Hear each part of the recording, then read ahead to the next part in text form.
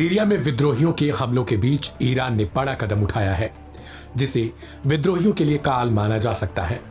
बीते कई दिनों से सीरिया में विद्रोही गुटों ने कई शहरों में हमला बोलकर सीरियाई सेना को खदेड़ते हुए इलाकों में अपना कब्जा जमा लिया।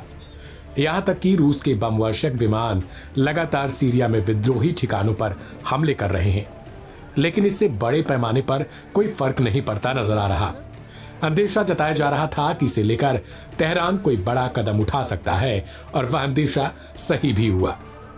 दरअसल बीते कल ही तेहरान में ईरानी सरकार की ओर से यह कहा गया था कि वो सीरिया में सेना भेजने के लिए इस शर्त के साथ तैयार हैं कि सीरियाई सरकार उनसे मदद मांगे।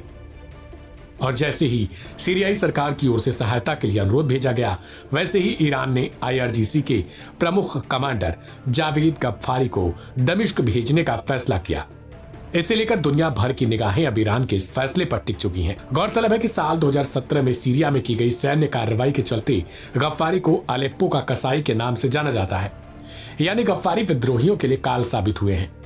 बता दें, जावेद गफ्फारी साल 2011 में सीरिया में शुरू हुए गृह युद्ध के दौरान तैनात होने वाले पहले IRGC कमांडरों में से एक हैं। सीरिया में एक बार फिर से अब गफ्फारी की जरूरत आन पड़ी है। शायद राष्ट्रपति असद ने एक बार फिर से गफ्फारी को दमिश्क भेजने की मांग की होगी, क्योंकि सीरिया को भी पता है कि साल 2017 में अलेप्पो शहर को किस तरीके से गफ्फारी ने विद्रोहियों के कब्जों से छुड़ाया था, और तभी से उन्हें अलेप्पो का कसाई कहा जाने लगा था।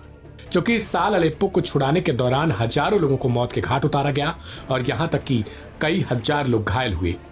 बता दें कि सीरिया में साल 2011 से जारी गृह युद्ध के दौरान IRGC कमांडर गफ्फारी ने सीरिया में कई साल तक अपनी मॉनिटरिंग की थी। उन्होंने अपने अलेप्पो शहर में स्थित IRGC मुख्यालय की कमान अपने हाथों में रखी। फिर बाद में सीरिया में IRGC और बासिस फोर्स के साथ साथ IRGC प्रॉक्सी बलों के मुख्य कमांडरों में सबसे ज्यादा पसंदीदा बन गए। सीरिया में फिलहाल देखा जाए तो विद्रोहियों के बढ़ते दबदबे के कारण असद सरकार खतरे में है, और समय पर सही एक्शन नहीं हुआ तो शायद तख्ता पलट भी हो जाए। साल 2021 में असद को सीरिया छोड़ना पड़ा था। इसके पीछे की वजह थी उन पर अमेरिकी सेना पर हमला करने और वार क्राइम जैसे आरोप। लेकिन सीरिया में एक बार फिर से मुश्किल समय आने पर दमिश्क पहुंचकर गफ्फारी ने यह साबित कर दिया कि विद्रोहियों को खदेड़ने का अंतिम रास्ता वही है। फिलहाल सीरियाई सेना विद्रोहियों के सामने हर रोज घुटने टेकते हुए नजर आ रही है। कट्टरपंथी संगठन हयात तहरीर अल शम यानी STS के साथ कई दूसरे गुटों ने दो शहरों मुख्यतः अलेप्पो और इदलिब पर अपना कब्जा जमा लिया।